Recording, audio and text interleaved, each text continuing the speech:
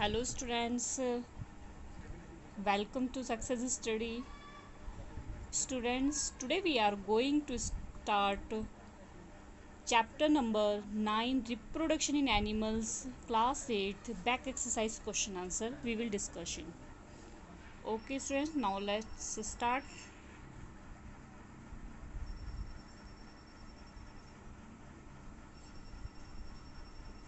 First question is, explain the importance of reproduction in organisms. Reproduction की क्या महत्व होता है ऑर्गेनाइज्म में, जो जीव जंतु होते हैं उसमें रिप्रोडक्शन का क्या महत्व होता है, इसके बारे में एक्सप्लेन करो। तो आंसर हम देते हैं, reproduction is a vital phenomenon on this planet earth which is the essential for the existence and the continuity of life and species on it generation to generation. Reproduction क्या होता है, बहुत ही महत्वपूर्ण जो है चीज़ होती है प्लेनेट में, अर्थ में बहुत ही महत्वपूर्ण ज़रूरत होती है, जिससे क्या होता है कोई भी जाति, कोई भी लाइफ जो होती है आगे जनरेशन टू जनरेशन क्या होती है, बढ़ती जाती है, एग्जिस्ट होती जाती है, आगे बढ़ती जाती है। मीन्स इस तरीके से आगे उस, मान लो डॉग है, डॉग का बेबी डॉग, कैट का बेबी कैट, कैसे हो रहा है, अगर डॉग का बेबी डॉग नहीं आएगा, अगर उस पर रिप्रोडक्शन नहीं होगा तो डॉग की स्पीसीज क्या हो जाएगी, ख़त्म हो जाएगी। इसलिए रिप्रोडक्शन क्या है, बहुत ज़्यादा ज़रूरी है। Next question, question number 2, describe the process of fertilisation in human beings. Human beings में फर्टिलाइजेशन प्रोसेस को डिस्क्राइब करो। Answer is, in the process of fertilization, sperm come in contact with an ova egg, ova और egg same बात, ठीक है। तो क्या होता है इस फर्टिलाइजेशन प्रोसेस में, जब स्पर्म जो है एग के कांटेक्ट में आता है, वन ऑफ द स्पर्म में fuse with the egg, one of the sperm में फ्यूज विद द एग, एक स्पर्म जो होता है वो एग के साथ फ्यूज हो जाता है। The nuclei of the sperm and the egg fuse to form a single nuclei, result in the formation of a fertilised egg called zygote. तो जब स्पर्म का न्यूक्लियाई एग के न्यूक्लियाई से जो है फ्यूज़ हो जाता है, तो उसके रिजल्ट क्या होता है कि एग जब में फॉर्म हो जाता है सिंगल न्यूक्लियस, और उसे क्या बोलते हैं, जाइगोट, ठीक है। न्यूक्लियाई स्पर्म का और एग का दोनों आपस में फ्यूज़ हो जाते हैं तो सिंगल न्यूक्लियस बन जाते हैं, और बाद में जब ये सिंगल न्यूक्लियस बन जाते हैं तो उसे क्या बोलते हैं, zygote. In human beings the fertilisation take place inside the female body. जो ह्यूमन बींग्स होते हैं उसमें फर्टिलाइजेशन कहाँ होता है, बॉडी के अंदर। Now as the internal fertilisation, इसे किस नाम से जाना जाता है, इंटरनल फर्टिलाइजेशन।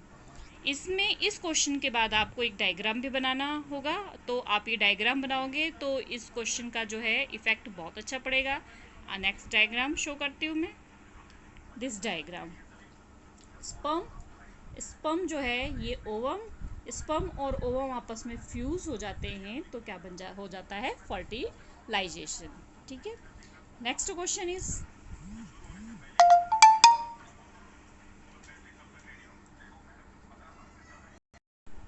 नेक्स्ट एमसीक्यू है question number 3, choose the most appropriate answer. A, internal fertilization. First है एमसीक्यू का, इंटरनल फर्टिलाइजेशन अकर्स, कहाँ होता है इंटरनल फर्टिलाइजेशन। अभी हमने पिछले क्वेश्चन में जो है डिस्कशन किया था, क्या था, in female body, outside female body, in male body, outside male body. तो right answer is in female body. अभी जस्ट हम डिस्कस करके हटे हुए, ठीक है। Next, and next second MCQ is,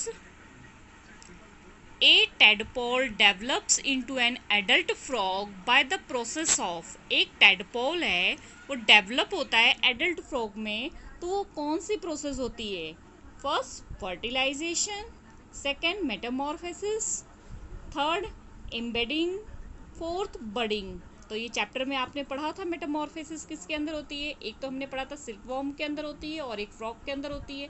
तो और फर्टिलाइजेशन तो अलग प्रोसेस है, ठीक है। तो यहाँ पे आपको टेडपोल और फ्रॉग, सिल्कवॉर्म इसके नाम से याद आ जाना चाहिए कि एडल्ट में जब डेवलप होते हैं तो उस प्रोसेस को क्या बोलते हैं। Yes, right answer is Metamorphosis. Next question,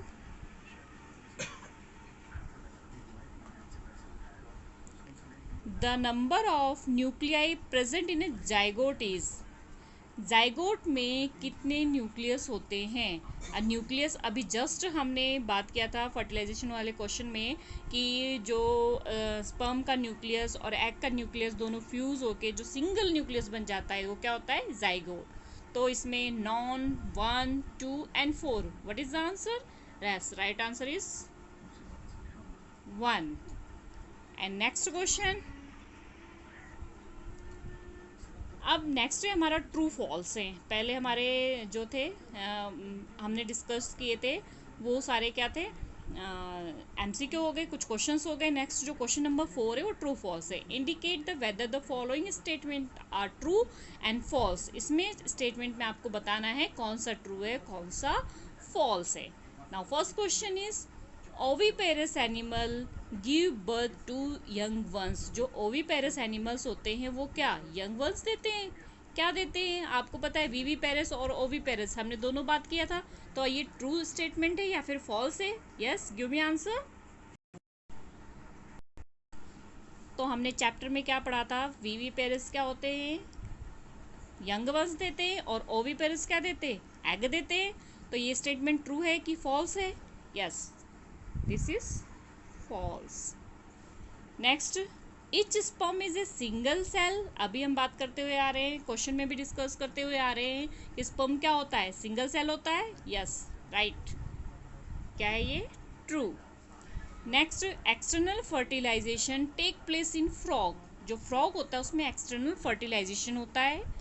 yes, बिल्कुल सही, ये ट्रू है, क्योंकि जो फ्रॉग होता है वो क्या करता है, पानी के अंदर एग्स देता है और वहाँ पे जो है वो उसका एग जो है वो फ्यूज़ होता है। तो इसलिए उसका फर्टिलाइजेशन क्या होता है, एक्सटर्नल होता है, ठीक है। जो बॉडी के बाहर फर्टिलाइजेशन होता है उसे एक्सटर्नल फर्टिलाइजेशन कहते हैं। तो ये क्या हो गया हमारा, true. A new human individual develop from a cell called gamete. जो न्यू इंडिविजुअल होता है, डेवलप होता है सेल से, उसे क्या बोलते हैं, उसे गैमेट बोलते हैं। Yes, right answer is true. Male gamete is sperm and female gamete is egg. तो इसी से ही नया इंडिविजुअल डेवलप होता है, तो इसलिए क्या हो गया, right answer. Okay, next, amoeba reproduce by budding.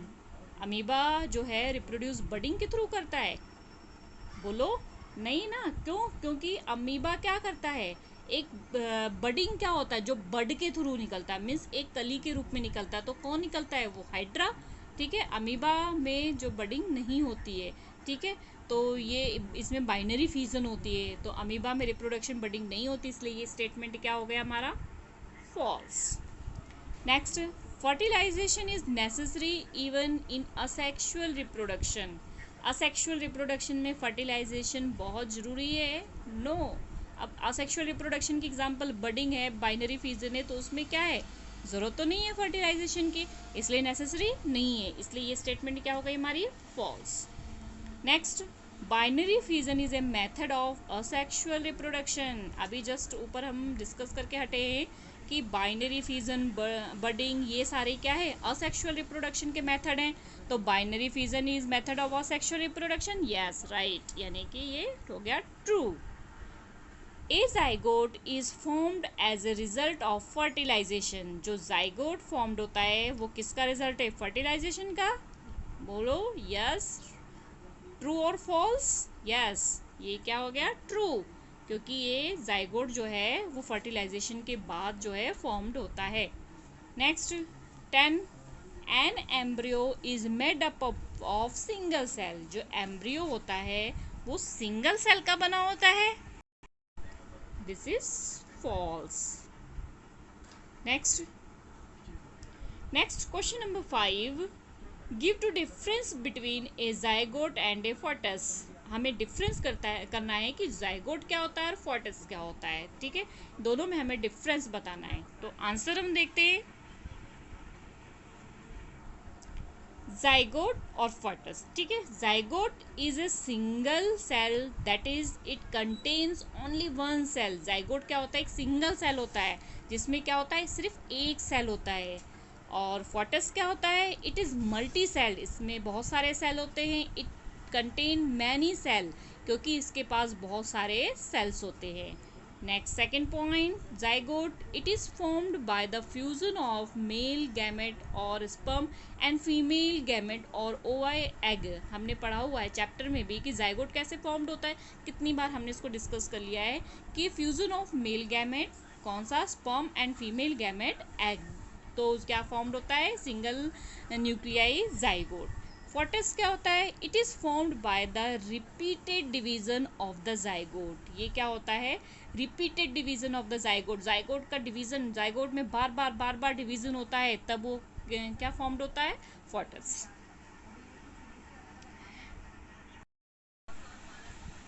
Next question, question number 6, define a sexual reproduction, describe two method of asexual reproduction in animals।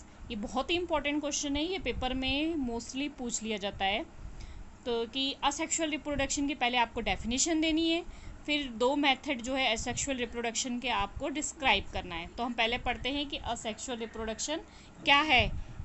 The mode of reproduction in which only A single parent is involve is called asexual reproduction.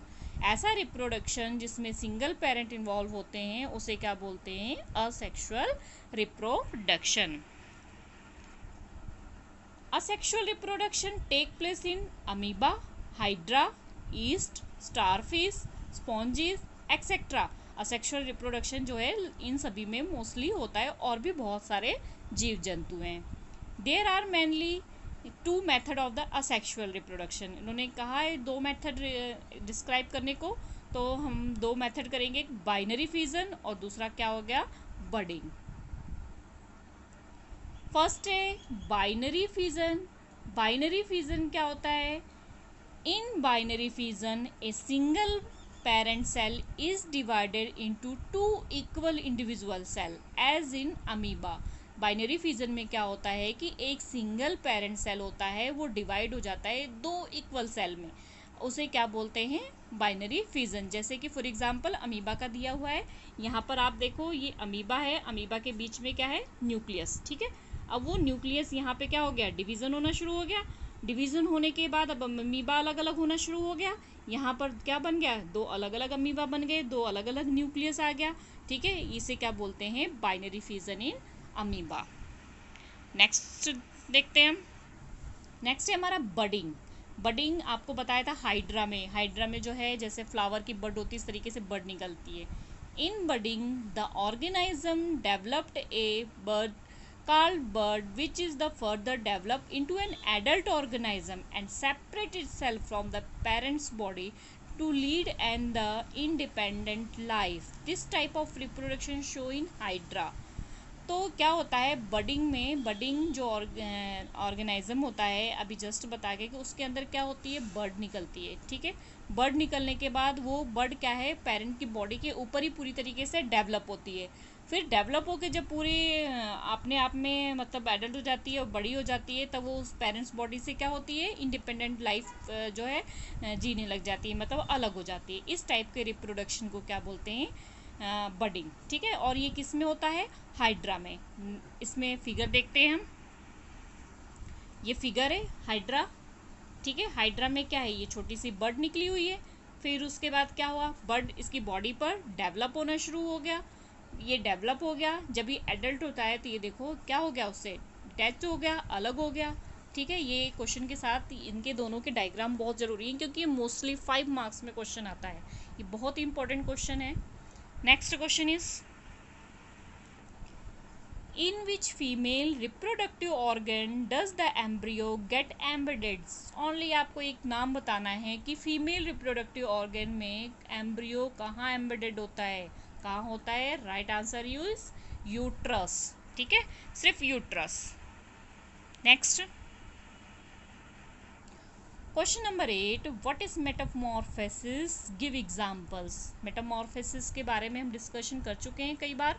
क्या होता है कि जब frog जो है अपनी life cycle को complete करके एडल्ट होता है उसे क्या बोलते हैं, मेटामॉर्फोसिस। ठीक है, तो now answer is the transformation of larva into an adult evolving sudden and abrupt change in the body of an animal during the life cycle of an invertebrates or amphibian is called metamorphosis। क्या होता है जब animal का larva जो होता है वो एकदम से डेवलप होना शुरू होता है, डेवलप होके उसकी बॉडी में चेंजेस आ जाता है, लाइफ साइकिल उसकी कंप्लीट होने लग जाती है। जब कंप्लीट होके वो एडल्ट हो जाता है तो उसे क्या बोलते हैं, मेटामॉर्फोसिस। और ये मोस्टली किन में होता है, इनवर्टिब्रेट्स और एम्फीबियंस में। इनवर्टिब्रेट्स से क्या होता है कि जिनकी बैकबोन नहीं पाई जाती है उसे इनवर्टिब्रेट्स कहते हैं। और एम्फीबियन मीन्स ऐसे जीव जंतु जो पानी में भी रह सकते हैं और ज़मीन पर भी रह सकते हैं, लैंड में भी रह सकते हैं और वाटर में भी रह सकते हैं। तो ऐसे एनिमल्स को एम्फीबियंस बोलते हैं। ठीक है, तो कुछ एग्जांपल्स क्या है हमारे पास, frog and butterfly. Next question, sorry उस मेटामॉर्फोसिस का डायग्राम भी आपको बनाना है, क्योंकि ये कई बार क्वेश्चन 5 मार्क्स में आता है, तो डायग्राम बहुत ज़रूरी है, बिना डायग्राम के मार्क्स नहीं होते हैं। तो सबसे पहले क्या बनाना है आपने, एग, और इसकी एरो परफेक्ट बनानी है। एग के बाद क्या हो गया, अर्लियर टैडपोल, फिर लेट टैडपोल, उसके बाद फिर क्या आ जाता है, एडल्ट फ्रॉग। ये किसकी हो गई, फ्रॉग की लाइफ साइकिल। और इसी प्रोसेस को क्या बोलते हैं, मेटामॉर्फोसिस। नेक्स्ट क्वेश्चन है, differentiate between internal and external fertilization. ये भी बहुत इंपॉर्टेंट क्वेश्चन है। तो फर्स्ट हम देखते हैं internal fertilisation and second external fertilisation. Internal fertilisation क्या होता है, it involves the fusion of the male and the female gamete inside the female body. जब मेल और फीमेल गैमेट फीमेल बॉडी के इनसाइड में फ्यूजन होता है उसे क्या बोलते हैं, इंटरनल फर्टिलाइजेशन। और same opposite, it involves the fusion of the male and female gamete outside the female body। तो वो क्या होता है, एक्सटर्नल फर्टिलाइजेशन। ठीक है, इंटरनल फर्टिलाइजेशन में second point, chances of the survive of the offspring are more. जो इसमें फर्टिलाइजेशन होता है तो इसमें ऑफ स्प्रिंग के सर्वाइव करने के चांसेस बहुत ज़्यादा रहते हैं, बहुत कम ही होते हैं कि जो मतलब डेड हो जाते हैं। Therefore a small number of egg are produce, क्योंकि इसमें बहुत कम एग जो है वो प्रोड्यूस होते हैं। External fertilisation same opposite, offspring में सर्वाइव करना क्या होता है, लेस होता चांस होता है, क्योंकि इसमें लार्ज नंबर ऑफ एग जो है वो प्रोड्यूस होते हैं। इंटरनल फर्टिलाइजेशन की example, humans, cows, hens are organism showing the internal fertilisation. External fertilisation में fish, frog, starfish are organism showing the external fertilization। next question ख़त्म। हमारे टेक्स्ट बुक के सारे क्वेश्चन जो हैं वो ख़त्म हो चुके हैं। नेक्स्ट वीडियो में मैं आपको एक्स्ट्रा क्वेश्चंस कराऊंगी फुल हिंदी एक्सप्लेनेशन के साथ। अगर आपको मेरी वीडियो पसंद आई हो और समझाने का तरीका पसंद आया हो, मैंने आपके लिए नए तरीके से इस तरीके से वीडियोस बनाई हैं, तो मोटिवेट करने के लिए एक लाइक तो ज़रूर बनता है। ठीक है, तो लाइक, सब्सक्राइब एंड शेयर करना मत भूलना। Okay students, bye bye. अब नेक्स्ट वीडियो में मिलते हैं एक्स्ट्रा क्वेश्चंस के साथ।